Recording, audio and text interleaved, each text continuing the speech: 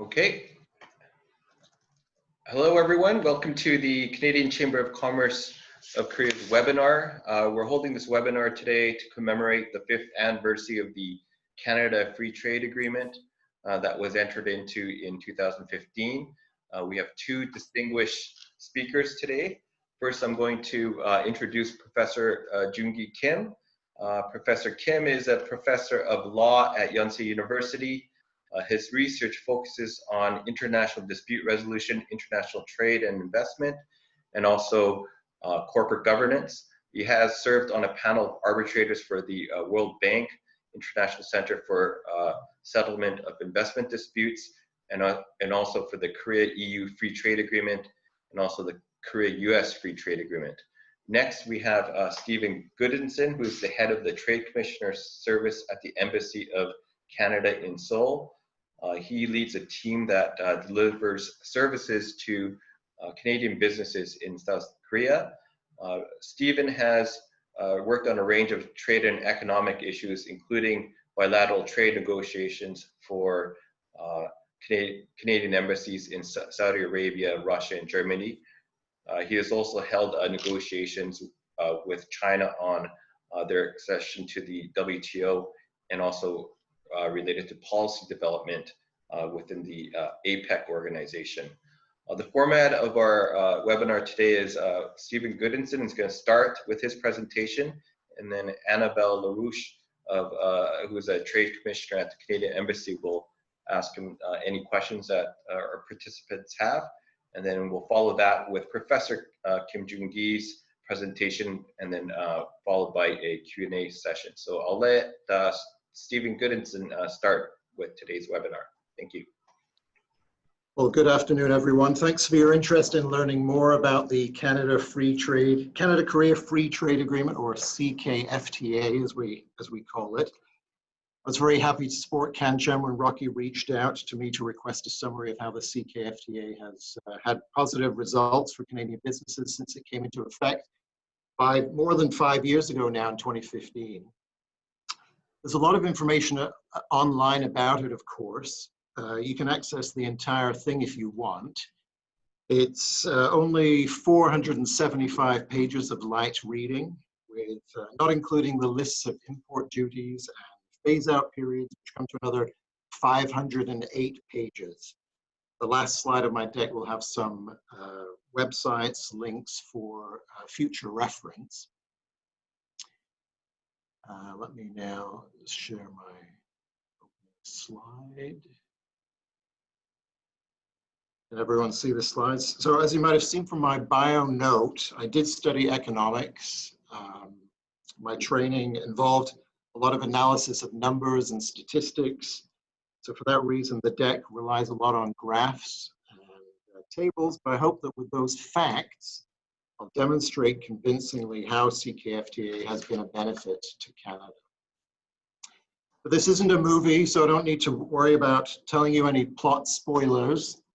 I'll give you my conclusions now so that you can keep them in mind as we go through the slides. I'll start by establishing a basic facts about the economies and economic relationship between Canada and Korea, which is quite complementary. Then I'll explain briefly the contents of the CKFTA. For the results, I'll focus mainly on showing you how trade in goods between Canada and Korea has evolved since the CKFTA came into force in 2015. And of course, for my job and my role, I'm mainly concerned with goods that Korea has imported from Canada. During the discussion, I'll also make some observations about COVID-19 and how it's affected Korea's imports from Canada since the beginning of this year. But the main lesson, I guess, is that CKFTA is not a magic wand that creates business in Korea for Canadians. Business development remains very important for any Canadian business that wishes to do work here. The Government of Canada's trade promotion organization, which is called the Trade Commissioner's Service, has a 3-year strategic objective of diversifying Canada's export markets and of increasing the number of Canadian exporters. So in addition to describing how the CKFTA has been positive for Canadian businesses, At the end, I'll touch briefly on how the Trade Commissioner service here at the Embassy can help Canadian companies to take advantage of this agreement, and I'll tell you about some of our other activities to enter the Korean market. Alors, je vais parler comme l'autre présentateur en anglais, mais je serai heureux de couvrir les mêmes enjeux en français pendant la période questions-réponses à la fin de ma présentation. So I have a lot to cover. Let's get started. So first, with the size of the domestic markets. Both countries have a GDP of around $2.2 trillion. And by the way, all the dollar figures that I give in the presentation are in Canadian dollars, which always looks better than US dollars. As is the case around the world, economic growth in each country has slowed significantly in 2020 compared to last year, due, of course, to the spread of COVID-19.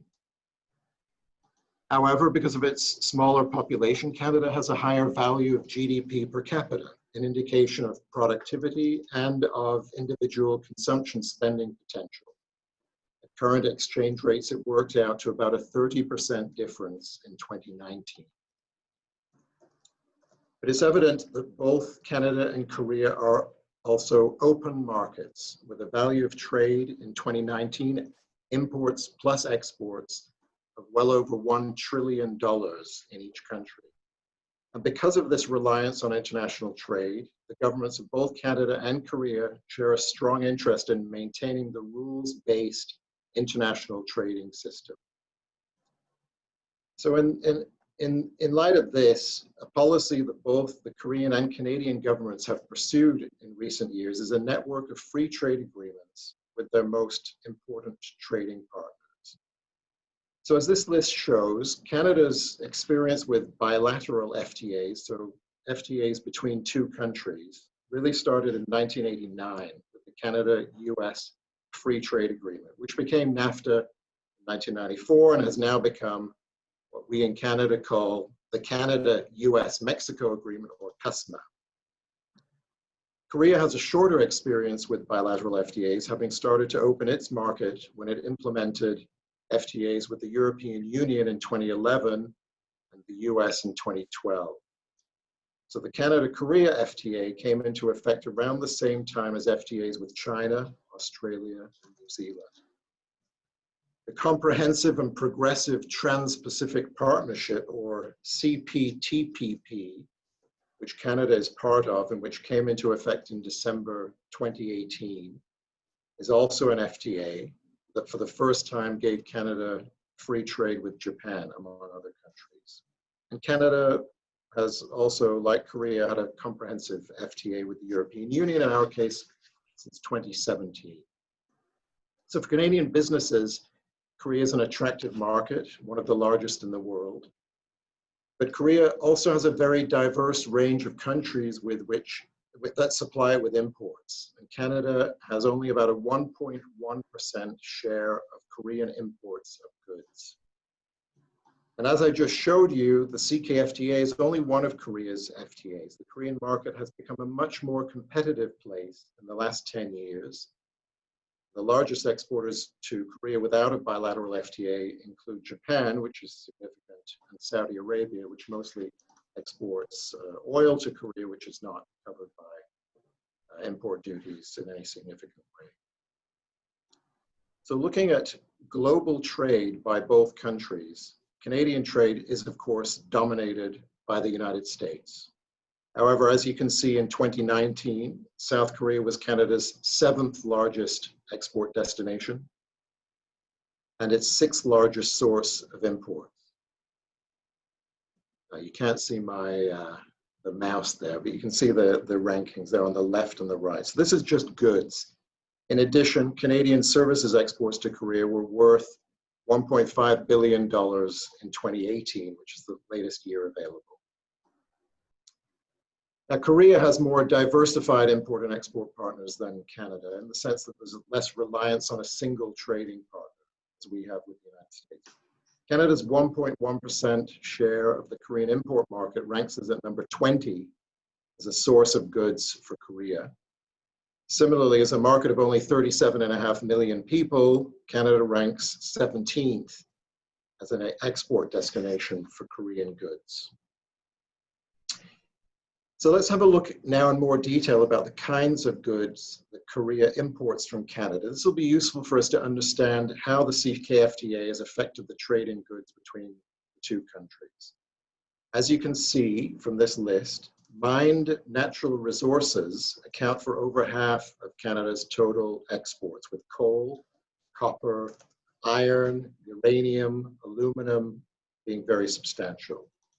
I like to say that Korea's supply chains start in Canada. We provide some of the metals, the energy, and other raw materials that Korea's manufacturing industry needs to stay competitive. So in this way, Canada and Korea have a very complementary trade relationship. Imports of Canadian wood products, manufactured goods, and agri-food account for roughly equal shares, around 10 to 15% each. You can see that from year to year, there are very substantial changes in Korean imports from Canada, which is normal. Last year, for example, the last of 10 made-in-Canada airliners was delivered to Korean Air, which meant that in 2019, there was a decline in the value of aircraft exports compared to 2018, when most of them were delivered. On the other hand, gold, and in particular coin, grew very strongly last year, perhaps because economic uncertainty was causing Koreans to buy gold and precious metals as a safe asset. And in case you're interested, here's a list of the top 25 products that Canada imported from Korea last year. As you can see, there's a lot of cars and car parts, construction equipment, ICT products, and of course, mobile phones. So I apologize for going so quickly through all this numerical information, but I hope I've left you with a number of impressions. So Canada and Korea have similar sized economies. Both countries are traders with high imports and exports. Both countries are committed to open international trade with a range of bilateral free trade agreements. Both countries have diverse imports from the other market. And those imports, very importantly, continued to grow in 2019, both by 2%. So Korea's imports from Canada grew by 2%. Canada's imports from Korea grew by 2% in a year when overall international trade shrank in dollar value due to various disputes and economic weakness. So that trade relationship between Canada and Korea hasn't developed overnight, of course, but it has become stronger over the last 5 years thanks to this Canada-Korea Free Trade Agreement. So until the CPTPP came into force on December 30th, 2018, that's between Canada, Japan, several other Asian countries, Australia, New Zealand are in there too. The CKFTA was in fact Canada's only free trade agreement in the Asia-Pacific region. The most immediate impact of CKFTA was that when it came into effect on January 1st, 2015, Korean import duties on most products were immediately eliminated. And if not, a gradual phase out began. So according to the agreement, import duties are cut on January 1st of each year until they reach zero. At the moment, more than 95% of Canada's exports to Korea enter duty-free. And upon full implementation of the agreement, which we won't reach until the year 2032, Korean duties will be eliminated on 99.75% of Canada's current exports. So elimination of all these duties has been particularly advantageous to Canada and to Canadian businesses because before the agreement came into effect, the average Korean import duty on Canadian goods was 13%. So as I mentioned, like most modern trade agreements, the CKFTA is long and complex to read. However, it essentially sets the rules for economic relations between the two countries.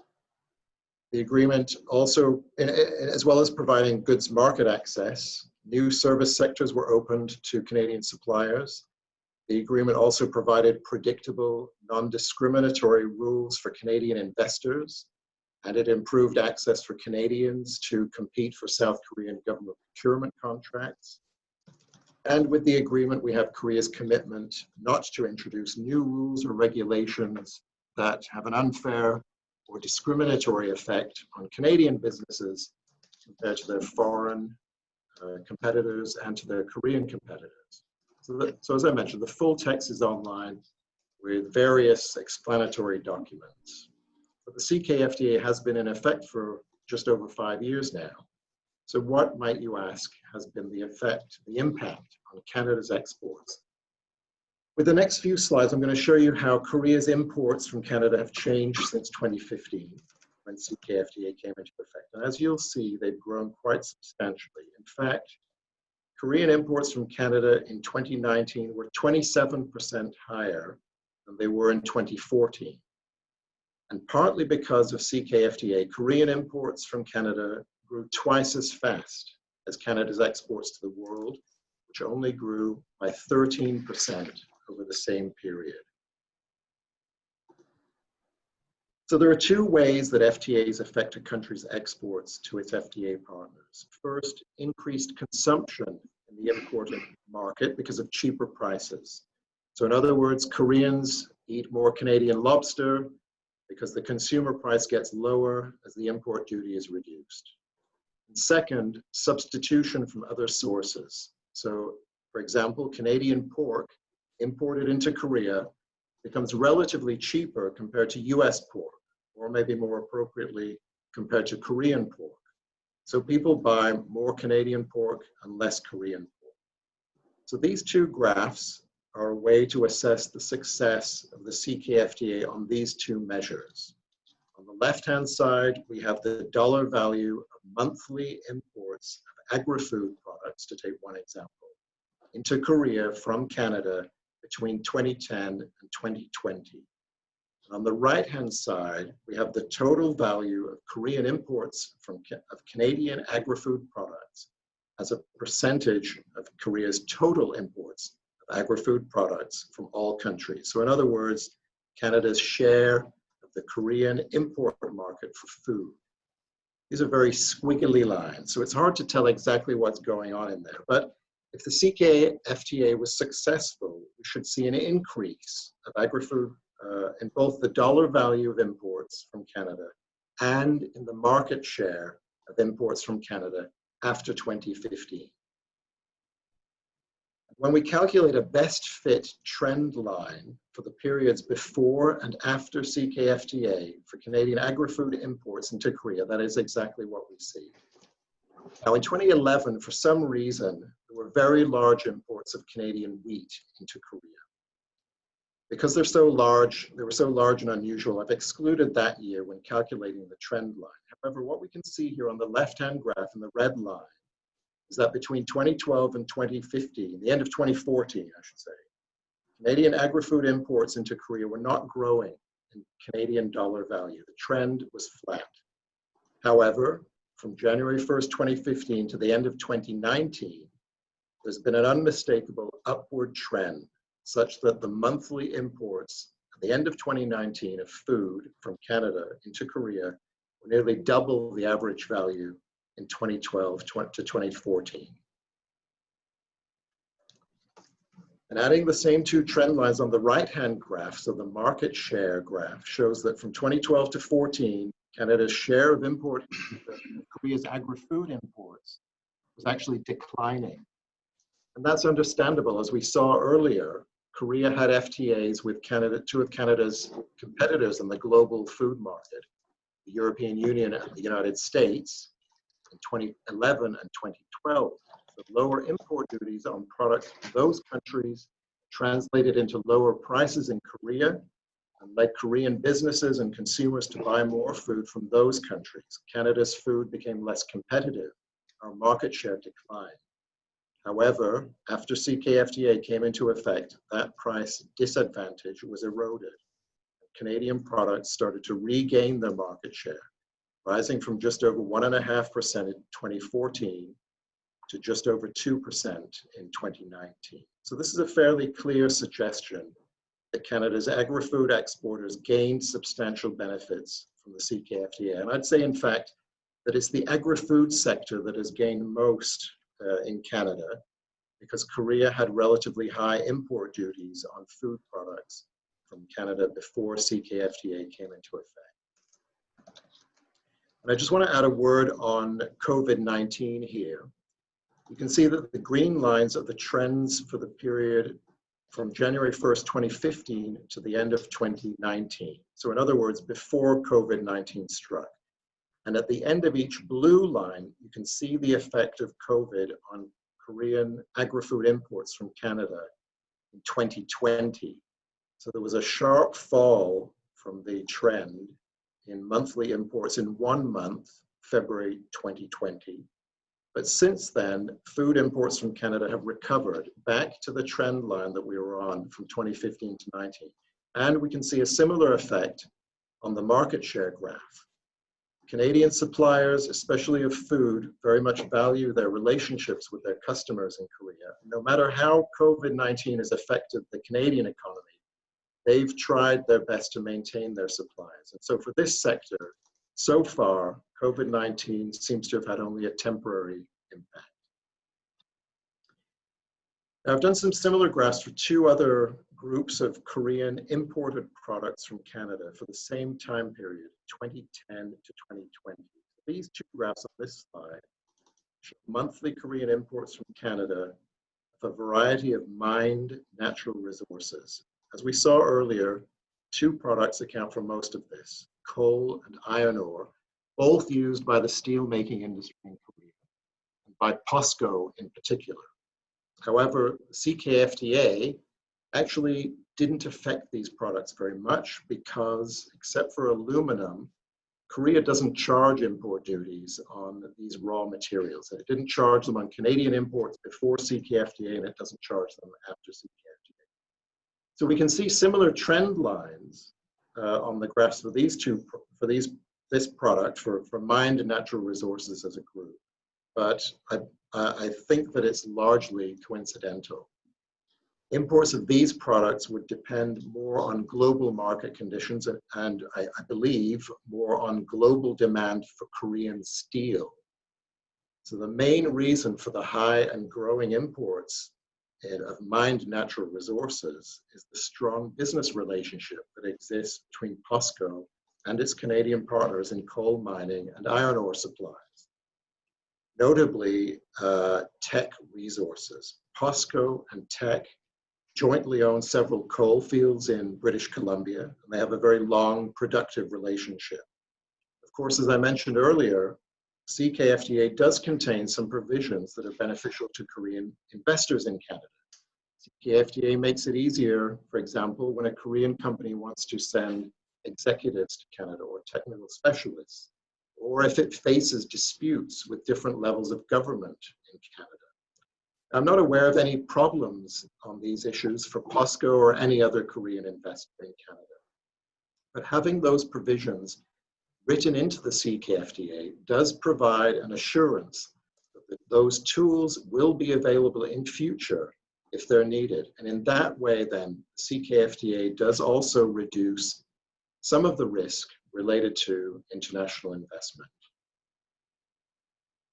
And so for the third, and also on the COVID-19, the green lines show the trend again from 2015 to 2019. And you can see in the left-hand graph that the dollar value of imports from Canada fell substantially in the February to May period of 2020 versus the trend that it was on from 2015 to 2019.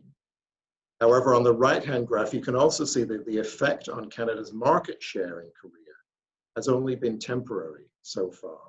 So in other words, I would interpret this that as the global economy has slowed due to COVID-related lockdowns and supply chain interruptions, demand for manufactured goods that Korea exports has fallen. So those Korean manufacturers have needed to import fewer raw materials. However, Canada's supplies have been maintained better than other countries, which is shown by the market share being higher than the trend. And then finally, for a third grouping of imports into Korea from Canada, I've put all other goods imported on a monthly basis from Canada over the last 10 years. And so here, the results of CKFTA are less clear-cut than they were for agri-food.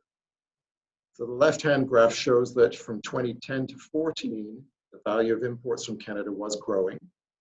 The right-hand graph shows that Canada's market share was also growing, although slowly. So those are the two red lines. After 2015, those trends continued. However, the growth rate doesn't seem to have been affected that much. That is the slope of those two lines. Now, this is a very diverse grouping of goods. It includes all manufactured products, wood pulp products, furs, and everything in between. So it's not surprising in such a wide variety of goods that the trends are not clearer. However, the trend has been very positive since CKFTA came into effect. In other words, those lines have continued to slope upwards. And as we'll see in a few minutes, when we look at specific products, we can find some clear examples of manufactured goods that have grown because of CKFTA. And we also have to consider the competitive situation and how the competitive situation of Canada might have evolved had CKFTA not been implemented. Over the last 10 years, for example, China has steadily grown in its importance as a manufacturer and as an exporter to Korea. And of course, Canadian businesses must compete with European and US companies that also benefit from their own FTAs with Korea. So from this perspective, it seems clear that CKFTA has helped Canada both to increase the value of its exports and to maintain its market share here versus its competitors. Certainly those two lines, those four lines, sorry, the two green lines would have probably sloped down had we had no bilateral FTA between Canada and Korea over that period. And so to comment on COVID for all other goods, so manufactured goods, perhaps unsurprisingly, we can see that the imports in the first 5 months of 2020 were significantly below the 2015 to 19 trend. And unfortunately, Canada's market share of these goods has also fallen below the trend for the last 5 months. Now, there are various explanations for this, but clearly Canadian businesses will need to work hard to win back market share as the post-COVID economic recovery continues. And finally, for interest, I repeated a similar analysis of Canadian imports from Korea, so imports of Korean goods over the same period, 2010 to 2020. I haven't divided the imports from Korea into different product categories, but as we saw earlier, Korea's exports are mostly manufactured goods. The dollar value trend both before and after CKFTA shows a similar gradual upward slope. However, as we just saw was the case with Canadian manufactured goods imported into Korea, this is a very competitive space. So when we look at Korea's share of total Canadian imports in the right-hand graph, that share has in fact been slightly declining since 2015, although this very basic analysis on the graphs suggests that the rate of decline did slow slightly after CKFTA came into force in 2015. So in other words, in the right-hand graph, the green line, the slope of the green line is not as steep as the slope of the red line.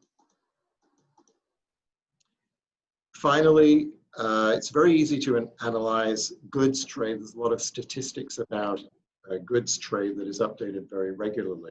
International trade in services, however, is also an important part of CKFTA and an important part of both the Canadian and the Korean government's plans to further develop our knowledge-based economies. So Canada's total global exports of services in 2018, which is the latest annual number available, were $128 billion. And of this, $1.5 billion was exported to Korea. So around 1.1%, similar to our share of of the Korean market in Canada's goods exports. Canadian good exports of services to Korea, exports of services, are shown by the red line on this chart. As you can see, when we look at the trend from 2010 to the end of 2014 and compare it to the trend from 2015 to 19, there was a significant change and a very positive one for Canada. However, unfortunately, I can't say what part of this was due to CKFTA because Canada's exports of services to Korea in recent years were mostly tourism and transportation services. So this upward trend, while real, could represent a rise in outbound tourism to Canada in recent years, which was probably not due to CKFTA. And the last entry on the chart, the red line at the end, is consistent with this idea. It shows that Canadian services exports to Korea slumped in the first quarter of 2020. And we know that there was a substantial drop in outbound Korean tourism and travel in that period. So I expect the Q2 number for 2020, when it's published, will show another substantial decrease. Now, exports of what we call commercial services, so engineering, architecture, computer and information services, financial services, R&D, they accounted for about 1/5 of Canada's exports of services to Korea in the last few years. The blue line shows imports of services from Korea into Canada. So again, travel and transportation represent about 5/6 of that number in recent years. There's some Canadian tourism in Korea, of course, but Korean air and Korean shipping lines account for most of the number, I imagine. Korean exports of commercial services to Canada were about 1/6 of the total in recent years, so quite a small number. And to move to the final slides of my presentation, just to hammer home the points that I've already made. On this slide and the next, we can see some details of specific Canadian products that benefited from the CKFTA by increasing the dollar value of their exports as the Korean import duty has been phased out over time.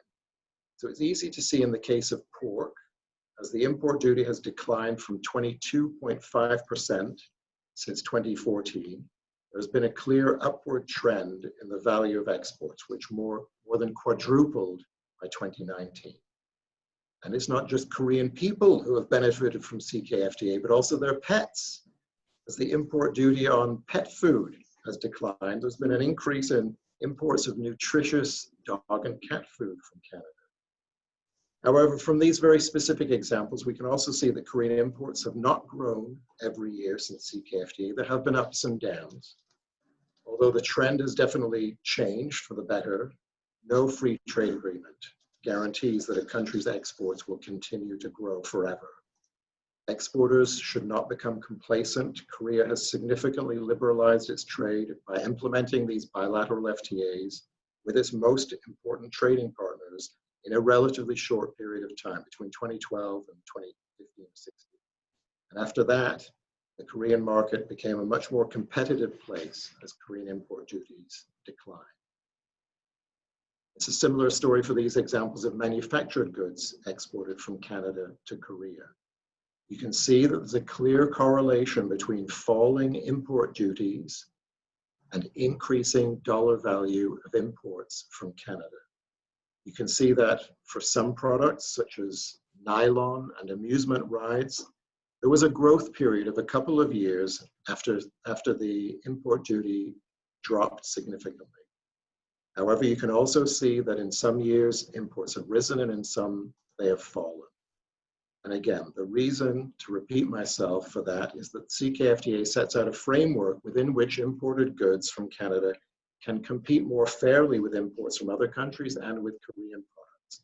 However, it doesn't give Canadian businesses a permanent advantage, except compared to countries with no FTA with Korea. So let me come back now to the summary page and add some parting thoughts. We've seen that Canadian businesses got a boost from CKFTA and that goods exports to Korea increased, especially exports of goods that faced a high import duty before 2015.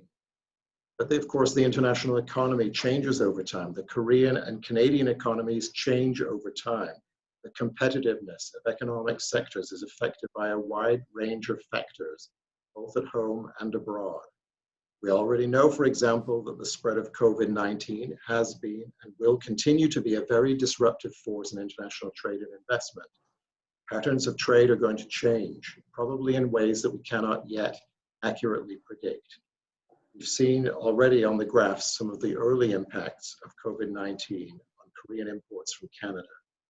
So in other words, it might be difficult to see so clearly the effect of CKFTA on Canada-Korea trade in another 5 years. However, the Office of the Trade Commissioner Service at the Embassy here in Seoul, the office that I represent, is here to help Canadian companies take advantage of the agreement. I just want to reinforce the message that neither the CKFTA nor any other FTA creates business for any given company. Our message to Canadian businesses is that they have to invest in business development if they want to be successful in Korea or in any other international market. They have to find and support reliable local business partners. They have to understand their clients, their customers, and the market characteristics. They have to be aggressive in their pricing and promotion. We offer a range of services to our clients who are mainly Canadian SMEs. We have trade, investment, and innovation specialists covering a variety of sectors. We identify business opportunities, we provide verified local business contacts, we arrange meetings and trade show participation, and so on. And also, Canadian businesses that qualify can obtain funding from the TCS to support their market development businesses to Korea. So thank you very much for bearing with me and listening to all that. There's some of the links where you can find more information if you need to. The tradecommissioner.gc.ca website has links to information about CKFTA and all of Canada's other trade agreements. If what I've had to say is of interest, please feel free to get in touch with us by email. Follow us on social media. So that's all from me. Thanks very much for your participation. Now I will unshare my screen if I can. Thanks, Stephen. I think Annabelle is fielding some questions, and we have a couple questions coming from the attendees. So, Annabelle, do you have any questions? Yeah, we received 2 questions so far. So the first one, Stephen, does Canada expect to sign a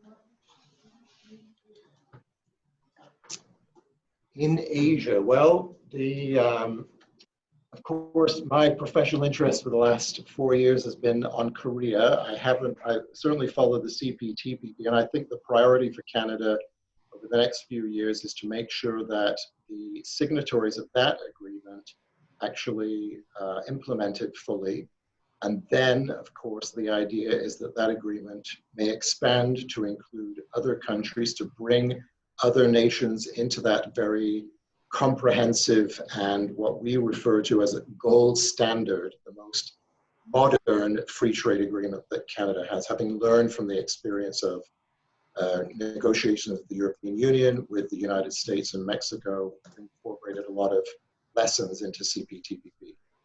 Apart from that, India is another big market for Canadian exporters. There's a large Indo-Canadian population, and we have a lot of ties with that country.